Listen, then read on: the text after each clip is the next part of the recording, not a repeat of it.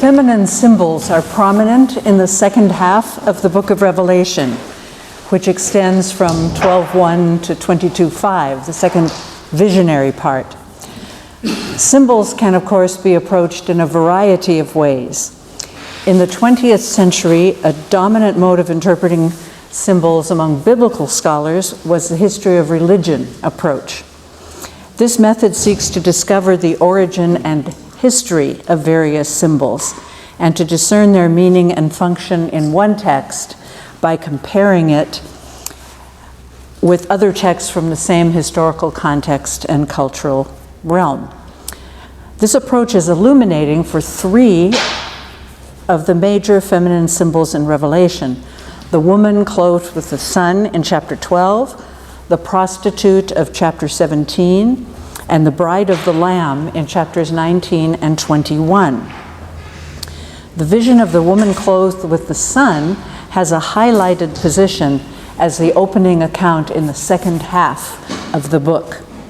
So I'll start with that image, the woman clothed with the sun. A common interpretation of the significance of the woman of chapter 12 has been that she is Mary, the mother of Jesus, since she brings forth the Messiah. Other interpretations include that she is personified Israel, Jerusalem, or the people of God. Such personifications are, of course, frequent in the traditions of Israel, the prophetic books especially. A history of religion approach leads to the conclusion that the woman is presented and described as a high goddess. The vision portrays such a goddess with astral attributes. The sun is her garment, the moon her footstool, the stars her crown. Now, the Greek word austere sometimes is used to mean a single star and sometimes as a constellation. So it is likely that her crown is the circle of heaven, the zodiac. These attributes suggest that she is a cosmic queen who has power over the rhythm of night and day and over human destiny, since the zodiac symbolizes fate. Only a few goddesses in Hellenistic and early Roman times were depicted in such exalted fashion. These attributes, especially the sun and the zodiac, were usually associated with the male high god, Zeus or Jupiter or their equivalent. Three goddesses are so described, and these were the mother goddess worshipped at Ephesus, who is identified with the Greek Artemis and Roman Diana, the Syrian goddess Atargatis, and Isis, the ancient Egyptian goddess who was worshipped in new forms all over the Mediterranean world in the Hellenistic and Roman periods.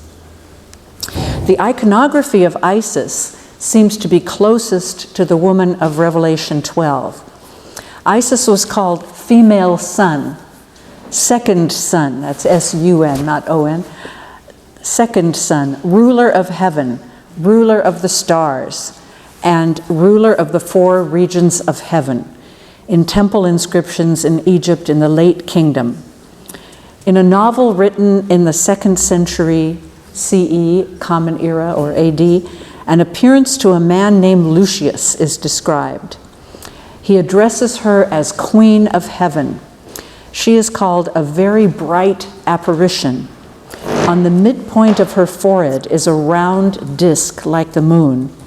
Her robe resembles the night sky. It is shining black and covered with stars. In the midst of the stars is the moon in mid-month. The plot of Revelation 12 involves an attack of a monster on a pregnant woman in order to destroy her and especially her child. Since the child will rule the nations, the implication is that the dragon wishes to prevent the child's kingship in order to be ruler himself. In Egyptian narratives, Seth kills his brother Osiris in a struggle for kingship. Isis, who is their sister and also Osiris's wife, revives Osiris, who becomes king of the underworld. she conceives a child by the resuscitated Osiris, who is named Horus. When Horus is grown, he kills Set and becomes king. This complex of narratives is similar in general outline to the plot of Revelation 12. An even closer parallel can be found in some versions of the story of Leto. Leto is an ancient Greek goddess, one of the Titans, children of heaven and earth, who ruled before the Olympian gods. She was one of the few Titans who were worshipped in historical times, perhaps because of the importance of her children, Apollo and Artemis. Homer and Hesiod simply say that she bore them. A later hymn in Homeric style, addressed to Delian Apollo, says that Leto wandered far and wide, seeking a place to bear Apollo, and was refused time and again, because each place feared to receive the mighty god. Finally, the island of Delos agreed, when Leto promised that Apollo would build his temple there and honor Delos over all his other places of worship. Leto is said to have labored for 9 days and nights. All the chief goddesses were there supporting her, except Hera and Eleutheria, the goddess of maternal labor. Hera was envious of the faultless and strong son Leto was about to bear, so she stayed away and prevented Eleutheria from knowing of Leto's trouble. Finally, the other goddesses bring her, and Leto brings forth Apollo, holding on to a palm tree. In the 3rd century BC, Callimachus, an Alexandrian poet, wrote a hymn to Delos, in which he tells a somewhat different version of the story of Apollo's birth. According to him, Hera forbade any land to afford Leto refuge, but at last Delos ventured to disobey.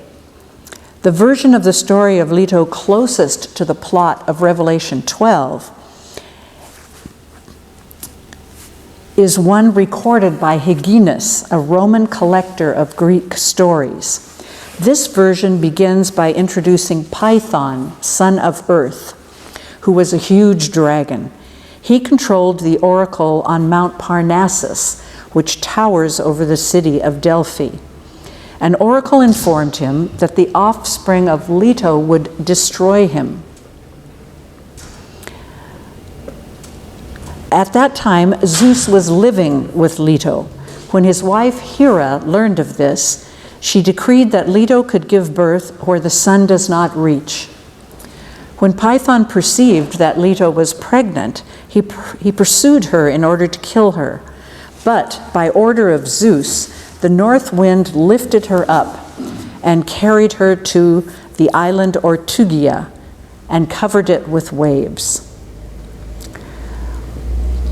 So Poseidon hid the island with waves so that she could bear Apollo in spite of Hera's decree. When Python did not find Leto, he returned to Parnassus. Then Poseidon brought the island back to the surface, and it has been called Delos ever since. There Leto gave birth to Apollo and Artemis, who received arrows as a gift from Hephaestus, the blacksmith god. 4 days later, Apollo went to Parnassus to avenge his mother. He killed Python with arrows and established a temple to himself there. The narrative of Revelation 12 and the story from Hyginus share a basic plot, which is a narrative of combat widespread in the ancient Near East and the Greco-Roman world as well. The texts that share this plot depict a struggle between two divine beings and their allies for universal kingship. One of the combatants, usually a monster, is often a dragon. This conflict may reflect cultural and political changes and struggles in the regions in which these stories were formed, repeated, and modified. The struggle between the monster and his divine opponent is presented as a cosmic battle whose outcome will constitute or abolish order in society and fertility in nature. The woman of Revelation 12 is the threatened mother of the hero. Like Leto, she is depicted as the mother of a heroic figure under attack by a dragon because of the threat posed by her child. A full restoration of order does not occur in chapter 12. The victory of Michael and his angels is only partial. The dragon is defeated in heaven but reigns on earth. The final defeat of the dragon is described in chapter 20, verses 7 to 10. The restoration of order that follows this decisive victory involves the creation of a new heaven and a new earth. As in many other ancient texts of this type, the establishment of order involves a sacred marriage. So I've been going back to Baal and Anat. The hero, the lamb, is united with his bride, the New Jerusalem. Chapter 21, verses 2 and 9. The sacred marriage symbolizes new life with the ancient connotations of fertility. Now, it may seem strange that the author who condemned assimilation of aspects of Greek and Roman culture in the Messages would use Greco-Roman religious traditions in recounting his visions. John's use of the typical narrative I have described shows that he was familiar with and appreciated the power of such stories. It also suggests that he was forced to come to terms with the feminine aspect of the divine. Mother goddesses were prominent in Asia Minor, where John was active. The temple to Artemis in Ephesus was one of the famous 7 wonders of the world, and the city centered around it. Sardis was another major center of the worship of the mother goddess. The woman clothed with the sun is best understood as the heavenly Israel. She is portrayed as God's spouse, whom he protects, as mother of the Messiah and of all the faithful, including followers of Jesus. Like the symbol of the Lamb, the woman is characterized both by power and by weakness.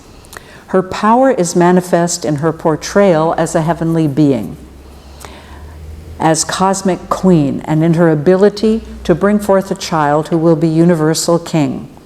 Her weakness is evident in her vulnerability to attacks by the dragon, her inability to protect herself and her child, and her dependency on outside help for protection and rescue. Her story is a model for the audience of the book. Like her, they have a heavenly identity. They are God's kingdom in the world and God's priests, as is said in chapter 1, verse 6, and 2 or 3 times later. Their names are written in the book of life, according to 3:5, but they are also vulnerable. Some have been arrested, some killed. Their legal status in the Roman Empire is precarious. The rescue of the woman and her being nourished in the wilderness suggests to the audience that God will deliver them as God delivered the people of Israel from Egypt. I turn now to the symbol of the bride of the Lamb. The feminine aspect of the divine is also manifest in the symbol of the bride of the Lamb. According to an inscription from the 3rd century BC, the sacred marriage of Zeus and Leto took place in Didyma, near Ephesus, where there was a shrine of Apollo at which oracles were given. Statues of Zeus and Leto, together with their twin offspring, were erected in the 3rd century AD in Didyma, so their worship seems to have endured, 3rd century BC to 3rd century AD.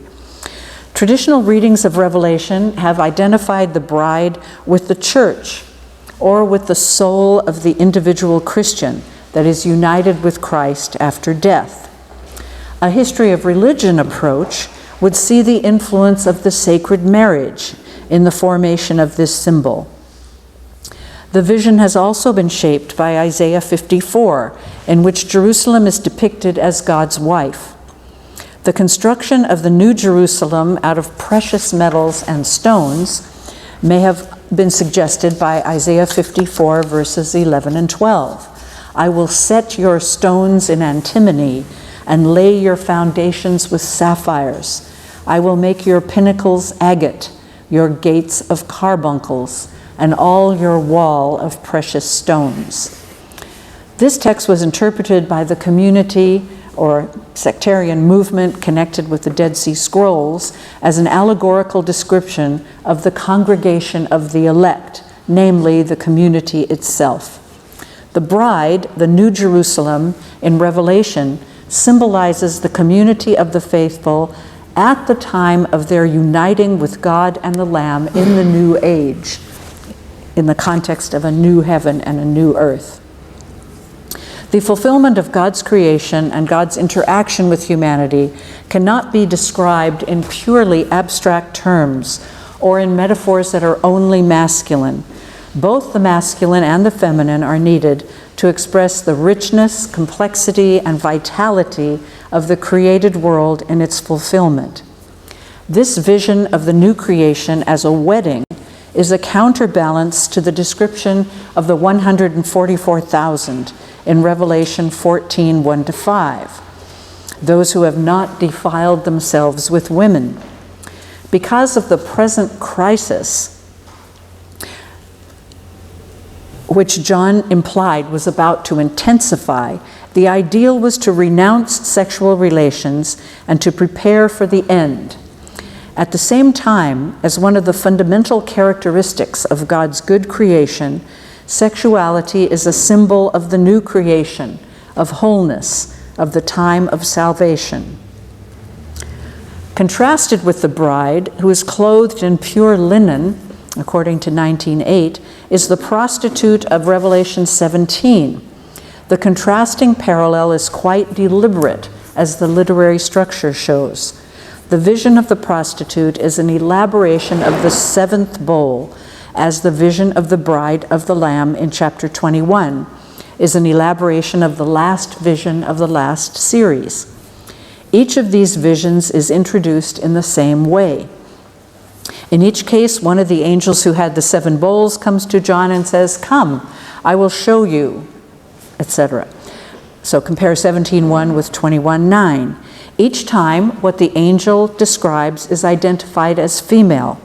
In both passages, the angel carries John away in the spirit in order to show him the vision. So I turn now to the great prostitute, the city of Rome, and the goddess Roma. Chapter 17 contains both portraiture and prophecy related to Roman rule. The literary parallel between the introduction to this chapter and to the vision of the bride, the wife of the Lamb, suggests that 2 women representing 2 cities are being contrasted rhetorically to lead the audience to avoid the first and choose the second. The angel says that the great prostitute is seated by many waters. The phrase "many waters" recalls the oracles against Babylon in Jeremiah chapters 50-51. This intertextual connection fits with the depiction of the prostitute's forehead in verse 5, on which a name is written, a mystery, Babylon the Great, the mother of prostitutes and of the abominations of the earth. Verses 3-6 include an ekphrasis, a picture painted with words. As we have seen, the introduction and portrait of the woman emphasize that she is a great prostitute and the mother of prostitutes and the abominations of the earth. The term porne here has primarily a metaphorical meaning, but it may also suggest a comparison with an ordinary prostitute. The significance of the prostitute metaphor in Revelation 17 may be sought first of all in verse 2. The kings of the earth prostituted themselves with her, and the inhabitants of the earth became drunk with the wine of her prostitution. This imagery could signify the great attractiveness of Rome's power and wealth.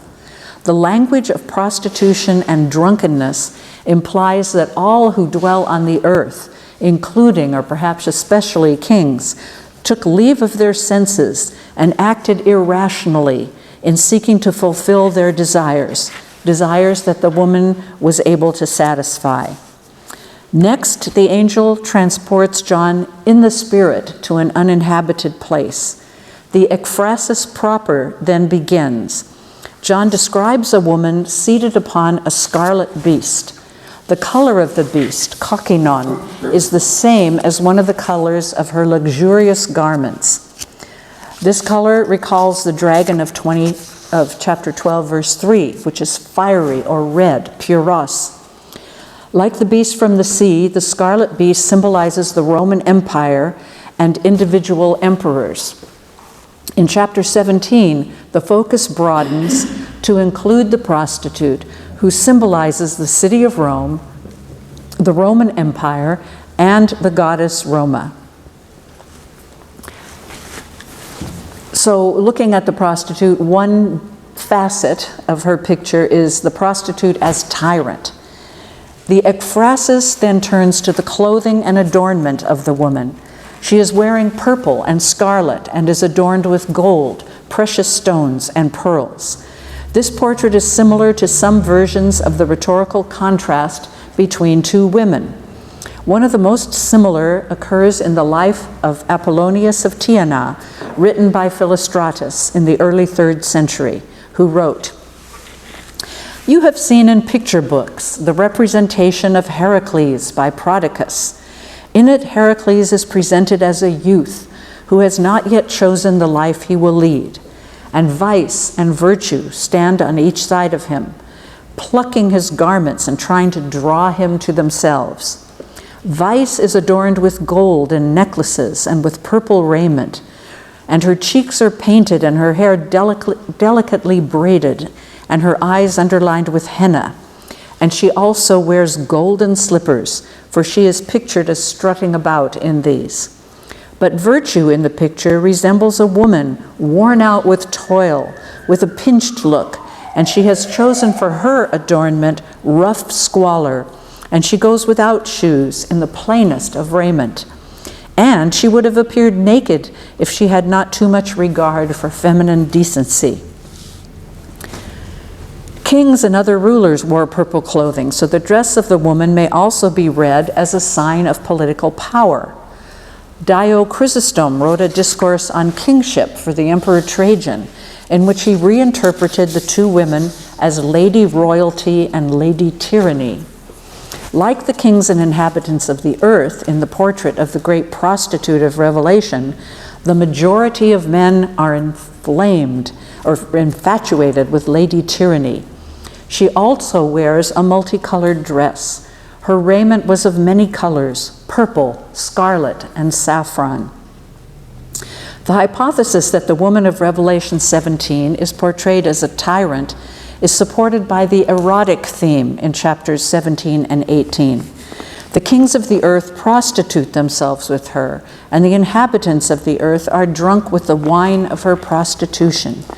In the portrayal of the great prostitute's downfall in chapter 18, one of the reasons for the judgment against her is that all the nations have collapsed because of the wine of her passionate prostitution, 18:3. Another reason is that all the nations have been deceived by her sorcery, 18:23. These two statements form an inclusio, or literary ring. This intra-textual relationship suggests that her sorcery, in verse 23, alludes to a specific kind of magic, love spells of attraction, or spells for binding a lover. In this case, then, the term sorcery, pharmakeia, has a metaphorical sense, like the woman's prostitution. The history of the tyrant motif began, of course, with Greek tragedy. It flowered in Greek declamation and made an impact on Roman rhetoric, historiography, and literature. Plato's discussion of the tyrant and the republic became particularly influential. Socrates describes how the son of a democratic man becomes a tyrant. And of course, this stands for how a democracy becomes a tyranny. It happens by the engendering of a ruling passion to be protector of the appetites. He then asks, and is not this analogy the reason why love, eros, has long since been called a tyrant? Socrates concludes, a man becomes tyrannical in the full sense of the word when either by nature or by habits or both, he has become even as the drunken, the erotic, the maniacal. The tyrant's life revolves around feasts and carousals and revelings and courtesans and all the doings of those whose souls are entirely swayed by the indwelling tyrant Eros. Tacitus drew upon the tyrant type in characterizing Augustus and Tiberius, and Suetonius did the same thing in portraying the Caesars and their reigns, in terms of the misuse of power by autocrats who abandon themselves to luxury and lust. Boethius also made use of the tyrant motif. He was a wealthy aristocrat who had a stellar career in Rome in the 6th century AD. In spite of his wealth and power, he was found guilty of treason and executed at the instigation of the Ostrogothic king of Italy, Theodoric. It is striking, in comparison with the book of Revelation, that though Theodoric was the tyrant Boethius knew, it was to the example of Nero that he turned. In his work, The Consolation of Philosophy, in the second poem about Nero, he observes, much as he might deck himself proudly in Tyrian purple and snow-white pearls, Nero was still hated by everybody, rank in his raging excess.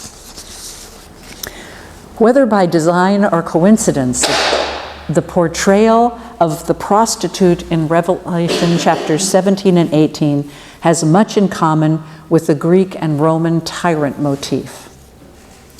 Another subtopic, the prostitute as the goddess Roma and connection with the moralist tradition. The description of the great prostitute includes the detail that she is holding a golden cup full of abominations and unclean things of her prostitution. If the abominations and unclean things can be interpreted, if they are understood as cultic impurities, the woman's prostitution can be interpreted as a metaphor for idolatry. This interpretation would make more sense if the idolatry refers to the worship of the goddess Roma and the imperial cults, rather than the worship of the traditional gods of Rome. This reading would also provide an appropriate segue to the next verse about the name of mystery written on her forehead. If Babylon here signifies the goddess Roma, as well as the city of Rome, she is the mother of prostitutes and of the abominations of the earth, in the sense that the earth is filled with images and temples of Roma and the Caesars. If abominations and unclean things have moral significance, then the woman's prostitution involves violence, bloodshed, luxurious and exploitative trade, and pride, as we see in chapter 18. The helmeted head of Roma appeared on the obverse of coins during the Roman Republic. Before Cicero, however, Roma was neither a collective nor a goddess. She was simply the personified city. It was the Greeks of Asia Minor who invented the goddess Roma. Her oldest known cult, focused on a temple dedicated to her, was established in Smyrna in 195 BC already. The worship of Roma was one of a variety of cults with which Greeks reacted to the expanding presence of Roman power during the Hellenistic period. The Temple of Roma appeared on coins of Smyrna then well into the 3rd century AD. An inscription attests to a cult of Roma in Ephesus at the beginning of the 1st century BC. According to Dio Cassius, soon after Augustus's victory at Actium, he allowed Ephesus and Nicaea to establish sacred precincts dedicated to Roma and Julius Caesar, for the use of Roman citizens residing in those cities. The Ephesians continued their worship of Roma during the imperial period. Dio Cassius goes on to say that Augustus allowed the Hellenes to establish provincial cults dedicated to Roma and himself, one for the Asians in Pergamon and one for the Bithynians in Nicomedia. Sardis also had a cult of Roma during the Republican period. She continued to appear on coins issued at Sardis, identified as Thea Romae, during the imperial period. Sometime after incorporation into the province of Asia, the city of Thyatira established a priesthood of Roma. Roma appears on coins of Thyatira from the 2nd century AD, identified again as Thea Roma. If John visited the 7 cities to which he wrote, which seems likely, he probably came into contact with the worship of the goddess Roma. The portrait of the great prostitute concludes with a shocking statement that she was drunk with the blood of the saints and with the blood of the witnesses or martyrs to Jesus in 17:6. A distinctive feature in this verse is the origin of the blood the prostitute drinks. It is human blood, and she doesn't just drink it, she is intoxicated with it. This brutal portrayal is related to the first element in the ekphrasis proper. She is seated upon a beast. Although there is no biblical precedent for a symbolic woman seated on a beast, ancient goddesses were sometimes portrayed sitting on a lion or other animal. The use of the image in Revelation recalls the Greek and Roman moralist tradition, in which beasts represent human passions that must be conquered. The combination of drinking blood and sitting on a beast makes the portrait similar to the association of female figures with beasts in this tradition. An especially revealing example is Dio Chrysostom's use of what he calls a Libyan story that may have been inspired by Homer's monster Scylla. Dio speaks of female beasts luring men by revealing glimpses of their physical charms. When they have awakened the men's desire and they approach, the beasts seize them, kill them, and eat them. When John marvels, the ancient angel offers to tell him the mystery of the woman and of the beast that carries her. Before interpreting the 7 heads, the angel says, "For this, a mind that has wisdom is needed." 2 interpretations follow. The first concerns the prostitute directly. The 7 heads are 7 hills on which the woman is seated. A coin of Vespasian supports the inference that this interpretation points to the city of Rome and to the goddess Roma. It is a bronze coin minted in 71 AD. The obverse, that's the front of the coin, presents a realistic portrait of Vespasian. The reverse depicts the goddess Roma, wearing a crested helmet and seated on a stylized representation of the 7 hills of Rome. She holds a parazonium, a kind of dagger. Robert Bovary interprets her portrayal as signifying vigilant repose. And that's a literary motif too. Rome and 7 hills is in literature of the 1st century BC and AD. The destruction of the prostitute city.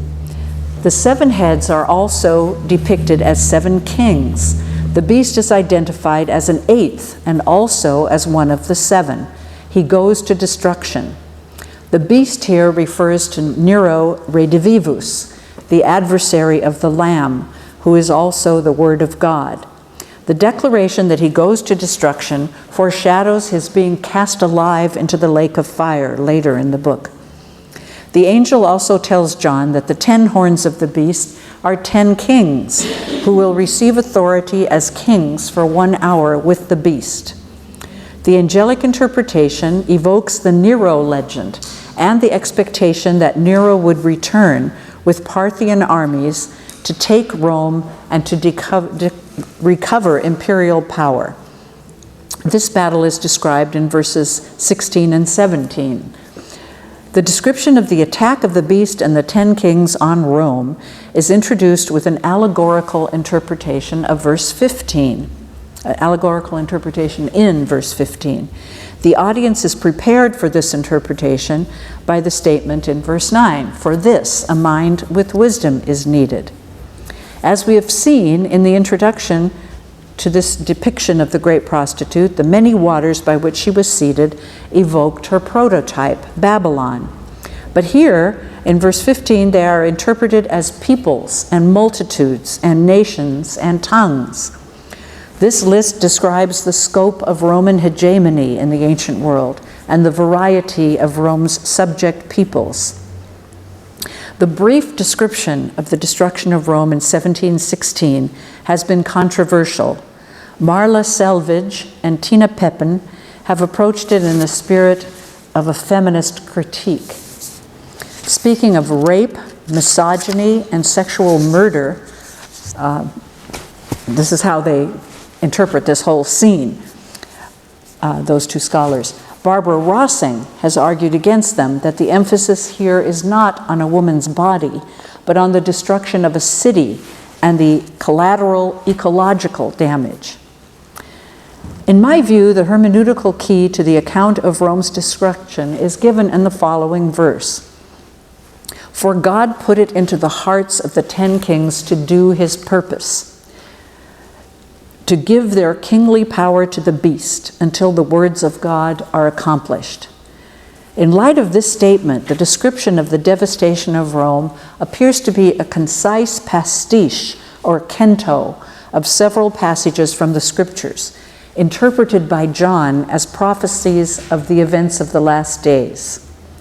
Presumably, like the interpretations of visions and the ekphrases, the eschatological interpretation of Scripture also requires a mind that has wisdom. Thus, the original application of the imagery need not control the eschatological prophetic interpretation. For example, the idea that the kings and the beast will hate the prostitute may allude to Ezekiel 23, verses 28 to 29. "For thus says the Lord God, I will deliver you into the hands of those whom you hate, into the hands of those from whom you turned in disgust, and they shall deal with you in hatred, and take away all the fruit of your labor, and leave you naked and bare." Destruction of cities by fire was, of course, common practice, and John may have actually witnessed or at least heard about the burning of Jerusalem by Titus and his troops. He may thus have taken this feature from experience. But he may also have taken Jeremiah 34:22 as a prophecy against Rome. "I am going to command, says the Lord, and will bring them back to this city, and they will fight against it and take it and burn it with fire." In the traumatic aftermath of the destruction of Jerusalem and the temple, the conversion of passages originally applied to Israel and Judah to the perpetrator of this recent violence is quite understandable. The passage ends with the remark, "And the woman whom you saw is the great city that has royal power over the kings of the earth," 17:18. In case any members of the audience did not recognize Rome in the allusion to the 7 hills, John, through the words of the interpreting angel, makes sure that they know that these dire prophecies concern that city. This quite explicit interpretation calls into question the eternity of Roman power. The city will have an imminent, violent end. The reference to the woman whom you saw also presses home the point that the goddess Roma, venerated in the East, is like a common prostitute. To conclude, from a feminist point of view, the symbolic use of prostitution is problematic. In the Hebrew Bible and rabbinic literature, the word translated as prostitute, zona, has a very wide range of meaning. It refers to any woman who transgresses the regulations surrounding her sexuality. not only to the ordinary prostitute, but also to the unmarried woman who has intercourse with anyone other than her betrothed, to the adulteress, and to the widow who has intercourse that does not fulfill the laws of levirate marriage. Reflection on the use of the term in a feminist context increases awareness of the sexual double standard. In a patriarchal system, it is essential that wives be faithful to their husbands for a variety of reasons, one being the need for legitimate, easily identifiable male heirs. The fidelity of men to their wives, however, is often considered inessential or even undesirable. In order to avoid a situation in which men fulfill their sexual desire with other men's wives or daughters, a special class of common women is needed, prostitutes. The image of the prostitute is then used to define and reinforce a strict code of female dress and behavior. It is difficult today to use the prostitute as a simple, unambiguous negative symbol for other reasons too. In Greek and Roman society, many prostitutes came to be such because they were abandoned as infants or captured in war and made slaves. Today, some prostitutes are women who were sexually abused as children or victims of violence or incest. Poverty and other factors beyond personal choice and control sometimes lead women to become prostitutes. On the other hand, behind the symbolic use of prostitution is the positive value of fidelity. The challenge is to re-symbolize that value in a way that expresses mutuality between men and women and does not blame the victims of the sexual double standard and sexual exploitation. Not just the symbol of the prostitute, but all the feminine symbols of Revelation are ambiguous when viewed from the point of view of the desirability of mutuality between men and women and of flexibility in the definition of male and female roles. In comparison with exclusively abstract theological language or with texts that use only masculine symbols, Revelation makes a positive contribution by using both masculine and feminine symbols to describe the heavenly world, God's interaction with the earthly world, and salvation in the new age. The particular forms of feminine symbols, however, are limited and limiting for women. The major symbols are mother and mother of a son or sons, prostitute, and bride. These are all relational terms with the male at the center. The normative person is male. The hero is male. Women are defined in terms of their sexual and reproductive roles. The mother of Revelation 12 is good, but she is hardly even protector and nourisher anymore. She is almost totally dependent on the male high god and must be rescued. A positive value expressed in the notion of the bride is the cooperative relationship between men and women. But the image of the bride, in American culture at least, is overlaid with sentimentality and consumerism. Furthermore, bride and prostitute are two sides of a binary opposition that arises from a male perspective. This characteristic makes the retrieval of the symbol bride undesirable. What is needed is a re-symbolization of male and female partnership in the daily tasks of living, as well as in the larger challenges that faces societies and cultures today. Thank you for your attention.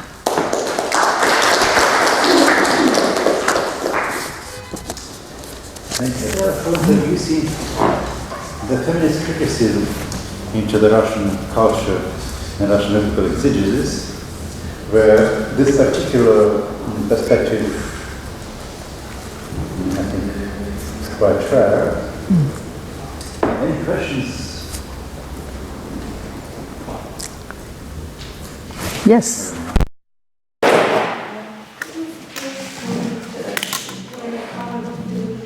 Of eternal bride, of the bride that will never become a wife.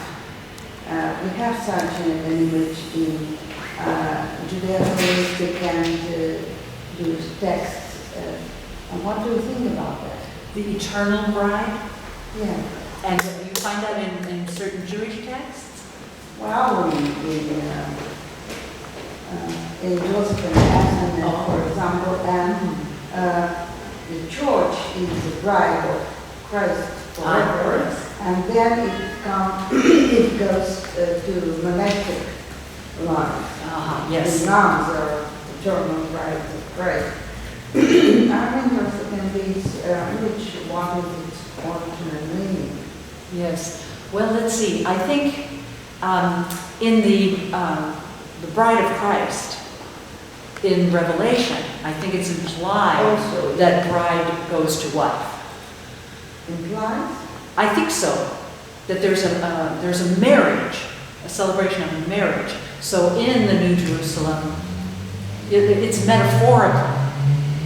Of course, the bride is the church, and the groom is the lamb. But they're united in the New Jerusalem. So I think that being a wife, symbolic, metaphorically, is implied in that case.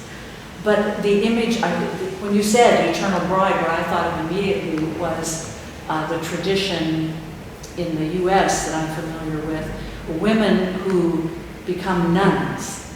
Yes, Their consecration as a nun is a wedding. They actually put on a wedding dress, or they used to put on a wedding dress and wear a ring, and they are thought of as brides of Christ. But they are, of course, they're virgins. I know that, but in Joseph and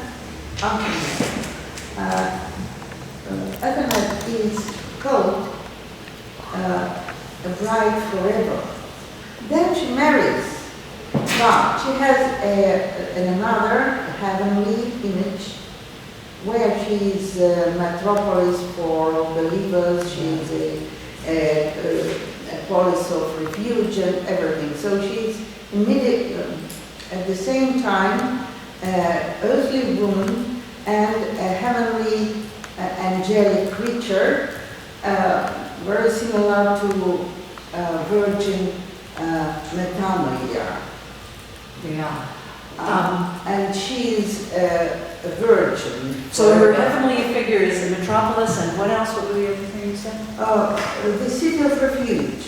The City of refuge, yes. For all believers and Yes. those. Now those two images don't require eternal virginity, especially metropolis. The mother Don't city has require. colonies as metaphorical children. So and as Anna, of course, marries Joseph.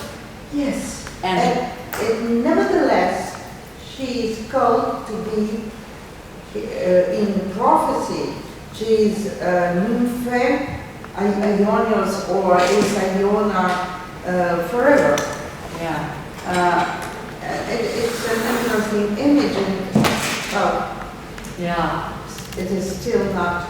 Could that? Well, I assume that they married and had children. Yes, but she lives but, on two levels. Could it also be that being an eternal bride means your husband will always love you and see you as he did on your wedding day?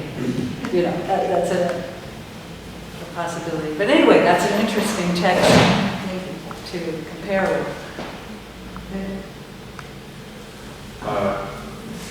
Do you think there was a deliberate opposition between the image in chapter 12 and chapter 17?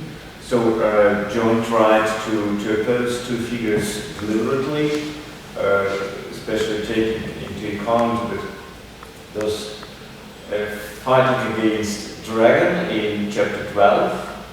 The dragon as a beast who wanted to destroy this figure, male figure, and in chapter 17, prostitute is seeking over another beast, another animal. Yes. Well, not dragon, but this parallel also seems to be very illustrated. Do you think that there was a deliberate opposition, or just two different stories? Certainly not as much as with the prostitute and the bride. But I think as I mentioned, the chapter 12, the story is continued later. You know, that the devil is cast down, or that Satan is cast down to earth, and that's where he's going to be active now. And then when Christ returns as warrior on the white horse, he throws Satan into the lake of fire eventually, or he is after the second rebellion. But I think if there's almost an analogy or even an identity between the woman clothed with the sun and the bride, you could say. You know, because they both represent the people, the faithful. But the mother is, you know, is more Israel in the whole history, and mother of the Messiah, and the bride, you know, is the eschatological people of God.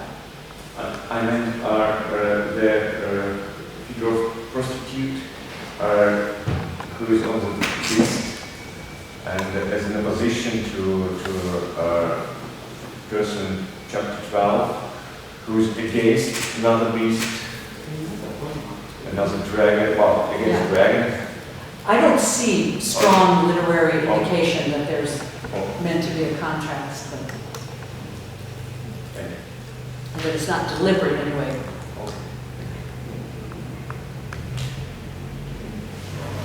What do you think about the authorship of Revelation? Is it connected with the Johannic communities of Asia Minor or with the communities of St. Paul? What do you think? Some people argue that the messages in Revelation are inspired by Paul's letters. They're very different, though. They're not real letters. You know, they're more prophetic pronouncements, prophetic threats and promises, that kind of thing. You know, there's no real allusion to the letters of Paul. And the communities, you know, in each city, there were probably small communities, house churches, churches that met in a public building, not necessarily one large, unified, coherent community. So we can speculate, but we have no evidence that there's a link there. And what do you think about the connection with the fourth gospel? Fourth gospel. I think Elizabeth Schuster-Fiorenza wrote a very good article on that decades ago on the question of the Johannine school. And I agree with her that the things that are in common between Revelation and John are also different. You know, they both talk about a lamb, but they use different Greek words.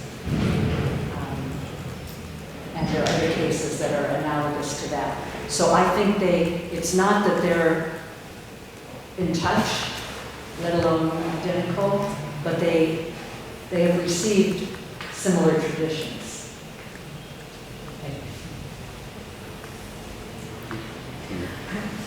The work of a Russian young scholar, Takže who wrote a book on the woman clothed with sun. In Russian? Well, it is translated in English but not edited, not published yet. Well, she comments your works on this image of woman clothed with sun and adds a great amount of parallels of a deeper level, so to say, a typological level. Myth about dragon assaulting the sun can be found virtually everywhere around the globe, with very primitive people, like the myth about the struggle of dragon and the hero or god. And we have here two combined in one.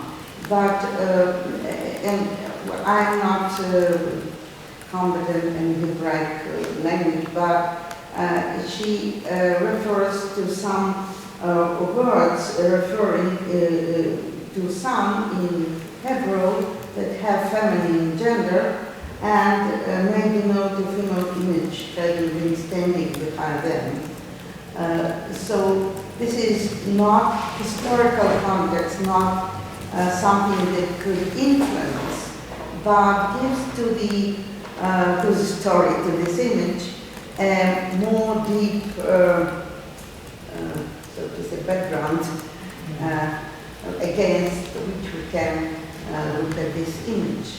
Yes, it's the nature, I think, of symbolic language to have many levels of meaning, to be open to many different, not to just any interpretation, but it has to fit the structure and the characteristics of the term. But I think it can have more than one. For example, the reading I gave is comparative in the cultural context, history, religion method.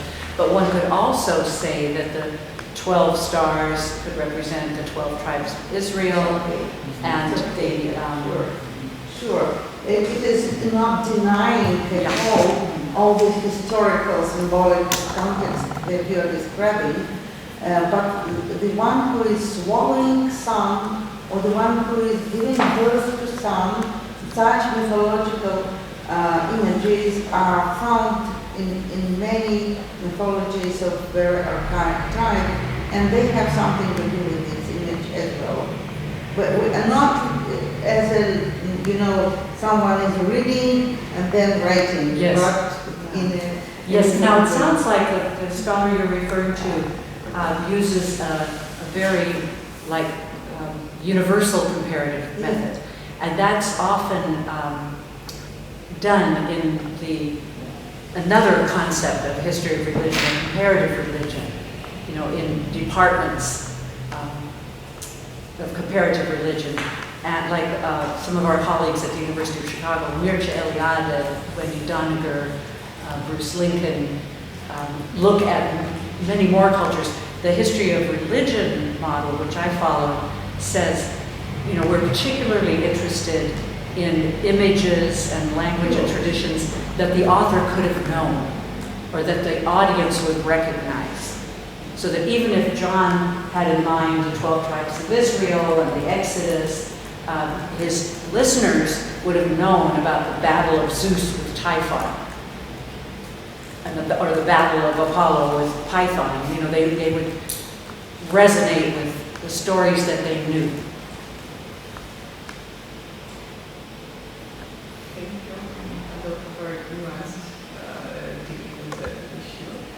Could you tell a few words about another feminine figure in Revelation, immediately Isabel? Jezebel, yes. How it's related to its negative portrayal. Yes.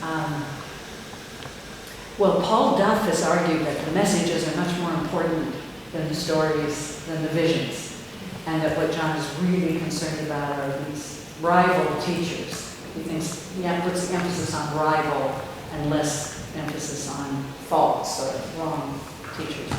I wouldn't go that far, but I think problem is we don't know exactly what Balaam, these other teachers were teaching. But this relates to the question about Paul. It's clear that John is aware of the issue of eating food offered to other gods, and he's against it. Now, how he interprets it is not clear. Paul is much more clear. But there again, there's a common source of tradition. So I find it interesting that the John the prophet attacks Balaam, a male teacher, perhaps a prophet, but most likely a teacher, by using, at least he emphasizes the negative dimension of a biblical symbol and attacks his teacher. But with Jezebel, he takes a much more negative symbol and he expands it, he elaborates it to a large degree. And that, it looks misogynist. There's a lack of balance there, But it could be, it's clear that the community accepted her. and accepted her teaching. So she couldn't have been saying, oh, go out and commit adultery, or go out and fornicate, or worship Satan. If she were saying those things, the community would not have given her authority, but they did. So definitely be right that there's more of an element of rivalry there than real well-founded criticism. Does that speak to your question? I wanted to hear your I have a small question regarding the last paragraphs of your paper. Generally, we regard historical study, philological study, and linguistical study as descriptive discourses. Yes. We say about what images are there used in the book of Revelation, and so on and so on, which language rules are there at play in a certain language and so on. But your paper, being descriptive for the most part of it, ends with a rather prescriptive type of discourse, like such and such characteristics make the retrieval of the symbol bride undesirable, or what is needed is a resymbolization of male and female partnership, and so on. How do you think these two different approaches, let's call it descriptive approach of what we have, and the prescriptive type of rhetorics that you use here, how can they combine in a single research, in a single paper, or put in a more general way? Do you believe that historical, philological, linguistic and scholarly research should contain some prescriptive elements? Well, I would say there are two dimensions present in those paragraphs. One is criticism, beyond the descriptive kind of historical criticism. And that is, I think, a feminist approach raises questions about the authority of the text. Even though it is in the canon, should it be authoritative in its unbalancing of the male-female relationship, in putting men at the center and women at the periphery? So Mary Daly, Phyllis Tribble, Elizabeth Giuseppe-Fiorenza especially, she actually says in her writings that any text that diminishes the flourishing of women is not authoritative. And I think the same thing could happen from an economic critique, political critique, sexual critique. You know, it's a question of the authority of the text for individuals and communities of faith today. And, you know, that's necessary, I think, if your goal is to say what the text means, taking very seriously author's intention and historical context, how the readers would have understood it.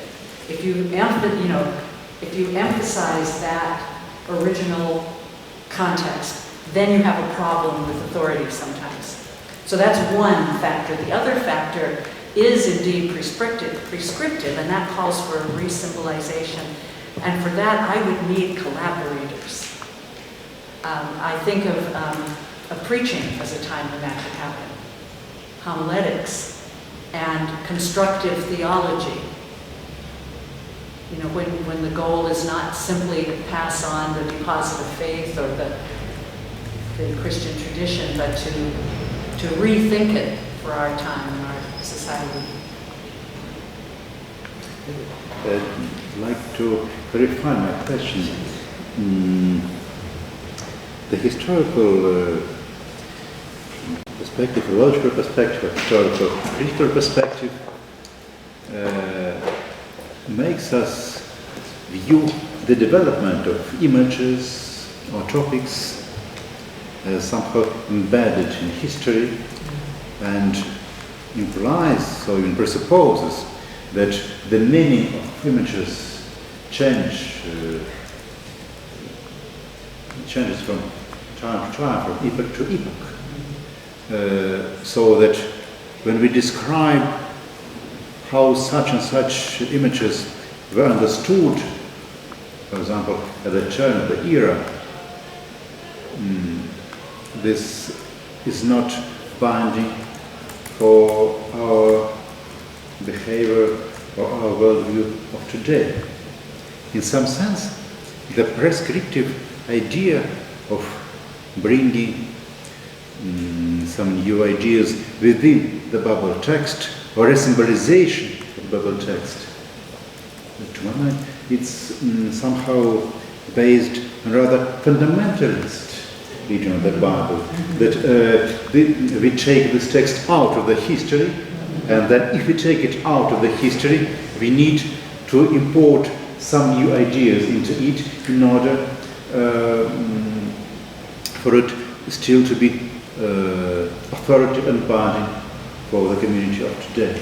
But if we look at it through the lens of the history, putting the fundamentalist assumptions aside, and do we really need any resymbolization except the understanding of the historical development of the text and its meanings? Well, that depends on the role of the text in society. If it's a text that nobody reads, nobody preaches on, and nobody teaches, then it's not a problem. But if it's a living text, it shapes the way people think, even if they are not conscious of it. But let me give another example. I was at a conference a year ago in October on Jesus and the Pharisees. And my topic was the woes against the Pharisees, the scribes and Pharisees, in Matthew 23. And, in a context where you had the chief rabbi of the United States and a member of his staff, or you had, leaders of synagogues in Rome, you had Jewish biblical scholars, and you're thinking about the history of anti-Semitism and the Holocaust and so forth. What do you do with Matthew 23? Well, one thing you can do is say, and I did this in part, this kind of language was typical of sectarian debate. There's one passage in the Mishnah where you get similar language. Woe to you, stupid Pharisees, because you do this and this. But that's not enough, I think, because it's so harsh, and people read it, and it's bound to make them, already what Matthew was doing, the evangelist. When he said the word Pharisees, he was not thinking of the people Jesus was in dialogue with. He was thinking of the Jewish leaders of his time, who were his rivals. And that's happened in every generation. So I felt obliged to say, we have to blame preachers and exegetes over the centuries who use this in an anti-Semitic way, but we also have to blame Matthew, the evangelist, that he accuses the Pharisees of not practicing what they teach, but he's not practicing the teaching of the Sermon on the Mount either, which says, do not call your brother a fool, and he calls the Pharisees and scribes a fool, and he insults them. So that's I think a way of recognizing not only what the text meant in its context, but how it's had an influence over time. Thank you. I think it's, in fact, the question that we are now discussing, it's even wider and to some sense even more important than any details that you can have here and discuss here on the issues of feminism and other details. Thank you, Adela.